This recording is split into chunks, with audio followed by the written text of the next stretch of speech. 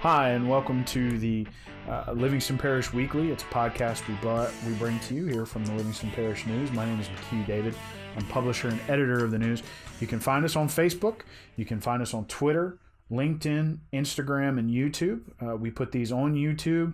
We also put them on social, and we put them on our website. You can find all of our podcasts and our morning shows at www.livingstonparishnews.com/podcast. They are free. You can watch them or you can listen to them. We ask that you please not watch them while you drive.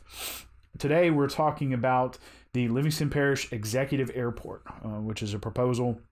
Well, it's no longer a proposal. It is funded and approved, and it is now moving through a variety of stages since it will be partially funded by the federal government before construction begins. Phase 1, which we discussed as our feature of this Thursday's magazine, which you can see here, Louisiana Newspaper of the Year. I'm trying my best here. There it is. Was environmental impact. They had a public meeting in June that discussed the environmental impact and gave a few little pieces of information about the basics for the airport, and we kind of ran through that here.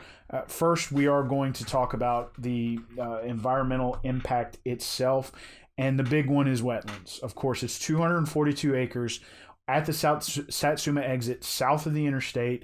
Most things south of the interstate in Livingston Parish are either in a flood zone or wetlands, or, in most cases, both.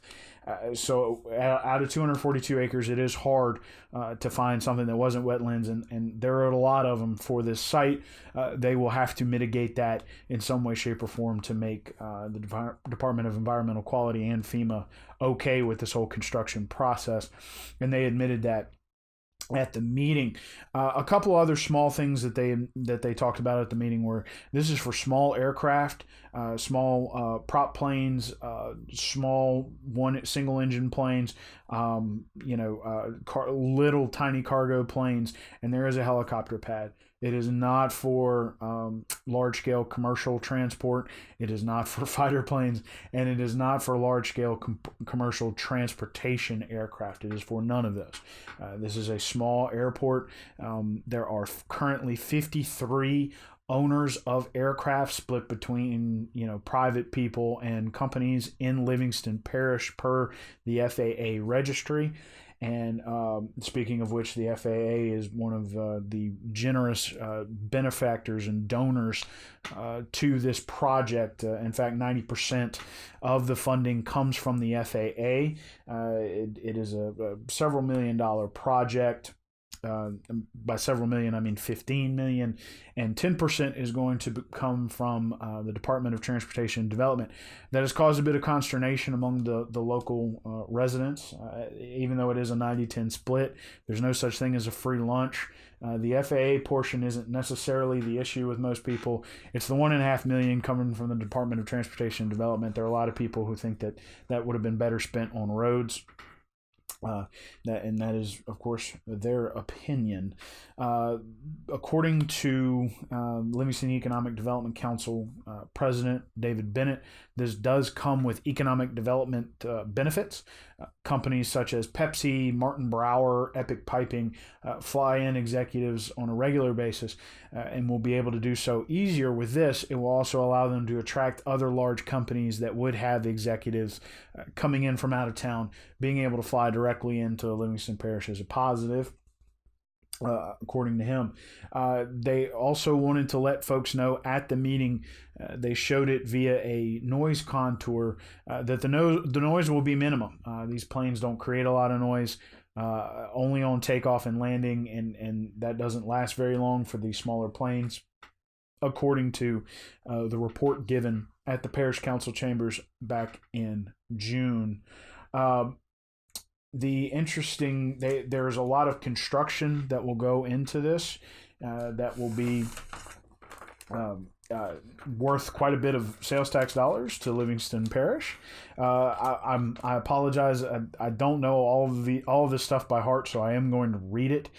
There will be, so for the airport itself, and this is for airside facilities, there'll be a construction of a single 5,000 foot by 100 foot runway serving aircraft with approach speeds of up to 121 knots and wingspans less than 80 feet. So that covers a lot of that aircraft, what kind of aircraft it can handle, and that's smaller aircraft. Construction of a 300 foot wide by 600 foot long runway safety area at each end of the one runway. That's just in case someone can't stop, can't brake. Construction of a 2,500 foot long runway protection zone with 1,000 foot inner width and 1,750 foot outer width. Navigational and visual aids, which include a rotating beacon, distancing measuring equipment, and runway indicator lights. Those are important.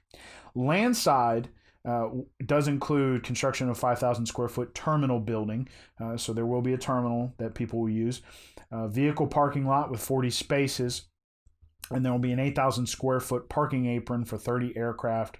There will also be, a 2,000 square foot helicopter parking apron, which is important. The helicopters are used by a lot of emergency personnel, which is another benefit that I would like to come to. There is a emergency preparedness benefit that this airport brings. As we found out after the flood, sometimes the ways in and out of Livingston Parish get covered in water. This way people would have an easier way. There wouldn't just be one helipad which belongs to the sheriff. Now there would be two to be able to bring in supplies and emergency response personnel. There will be 30,000 foot T-hangars with 24 aircraft spaces and a 10,000 gallon self-serve jet fuel facility. Currently, the timeline for the airport is the response period for phase 1, which is environmental impact, ended July 1st. And they will take 30 days to prepare any responses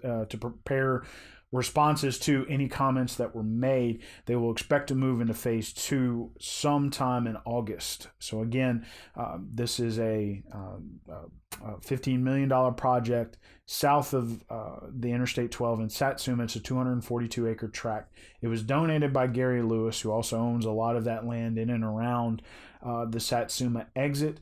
And he does own several planes. He owns 4 or 5 of them. The committee for this is a subcommission of the parish, and it is run by Delia Taylor. She is the chairman of the committee. She is the wife of Assessor Jeff Taylor. And they have been going through these motions for about 4 or 5 years, and it is now coming to fruition.